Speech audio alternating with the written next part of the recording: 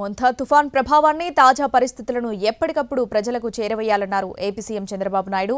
ప్రతి గంటకు తుఫాన్ బులెటిన్ విడుదల చేయాలని అధికారులను ఆదేశించారు. ఆర్టీజీఎస్ కేంద్రంలో మొంతా తుఫాన్ పరిస్థితులు, చేపట్టాల్సిన సహాయక చర్యల ఏర్పాట్లపై అధికారులతో సమీక్షించారు సీఎం. మరోవైపు సీఎం చంద్రబాబుకు ఫోన్ చేసిన ప్రధాని నరేంద్ర మోడీ తుఫాన్ పరిస్థితి గురించి అడిగి తెలుసుకున్నారు. ఆంధ్రప్రదేశ్ వైపు మొంతా తుఫాను దూసుకొస్తుంది. తీరానికి సమీపించే కొద్దీ ప్రభావం పెరుగుతుంది. దీంతో అధికారులు సన్నద్ధత, సహాయక చర్యలపై సమీక్షించారు ముఖ్యమంత్రి చంద్రబాబు నాయుడు. అధికారులకు పలు సూచనలు చేశారు. సమాచార వ్యవస్థకు అంతరాయం కలగకుండా చూడాలని ఆదేశించారు చంద్రబాబు. కమ్యూనికేషన్ వ్యవస్థను బలోపేతం చేసేందుకు శాటిలైట్ ఫోన్లను వినియోగించాలన్నారు. అవసరమైన చోట ప్రత్యేకంగా మొబైల్ టవర్లు ఏర్పాటు చేయాలని సూచించారు. తుఫాను ప్రభావం ఎక్కువగా ఉండే 2707 గ్రామాలు, వార్డు సచివాలయాల పరిధిలో ప్రత్యేక చర్యలు తీసుకోవాలన్నారు.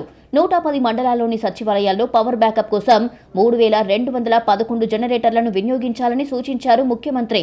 తుఫాను వల్ల ఎవరూ ప్రమాదాల బారిన పడకూడదని, ఒక్క మరణం సంభవించకుండా చూడాలని ఆదేశించారు చంద్రబాబు.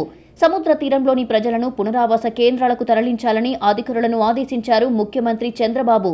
ఒక్కో కుటుంబానికి 25 కేజీల బియ్యం, నిత్యావసరాలు అందించాలన్నారు. కరువును ఎదుర్కొనేందుకు ఎలాంటి ప్రణాళికలు సిద్ధం చేశామో తుఫాన్లను ఎదుర్కొనేందుకు కూడా పక్కా ప్రణాళికలు రూపొందించి అమలు చేయాలన్నారు సీఎం.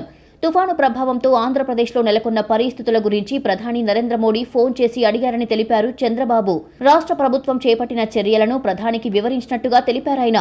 కేంద్రం నుంచి సహాయ సహకారాలు అందిస్తామని ప్రధాని భరోసా ఇచ్చారన్నారు. ప్రధాని కార్యాలయంతో సమన్వయం చేసుకునే బాధ్యతను మంత్రి లోకేష్ కు అప్పగించారు ముఖ్యమంత్రి చంద్రబాబు. ప్రస్తుతం కాకినాడకు సుమారు 500 కిలోమీటర్ల దూరంలో ఉంది మొంతా తుఫాను. దీని ప్రభావంతో ఇప్పటికే ఉత్తర, దక్షిణ కోస్తాలో వర్షాలు కురుస్తున్నాయి. రేపు కృష్ణా జిల్లాలో అతి భారీ వర్షాలు కురిసే అవకాశం ఉందని ముఖ్యమంత్రికి వివరించారు అధికారులు. విద్యా సంస్థలకు ఇప్పటికే సెలవులు ప్రకటించామని తెలిపారు. సముద్రంలోకి వేటకు వెళ్లిన మత్స్యకారులందరినీ వెనక్కి రప్పించినట్టుగా వివరించారు. గుంటూరు, బాపట్ల, ఎన్టీఆర్, పల్నాడు, పశ్చిమ గోదావరి జిల్లాల్లో భారీ వర్షాలు పడొచ్చన్నారు. రేపు రాత్రికి తుఫాను తీరం దాటే అవకాశం ఉందన్నారు అధికారులు.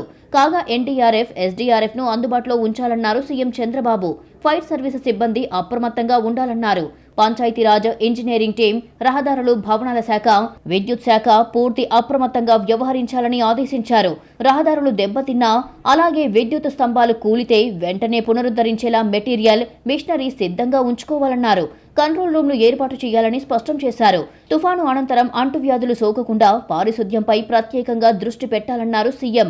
తుఫాను సమయంలో గర్భిణీలు, బాలింతలకు ఎలాంటి ఇబ్బంది తలెత్తకుండా 108, 104 వాహనాలను అందుబాటులో ఉంచే వైద్య సౌకర్యాలు కొనసాగేలా చూడాలన్నారు.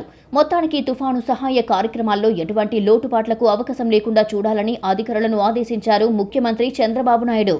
అధికారులు, ఉద్యోగులు అలసత్వం వహిస్తే కఠిన చర్యలు తప్పవన్నారాయన.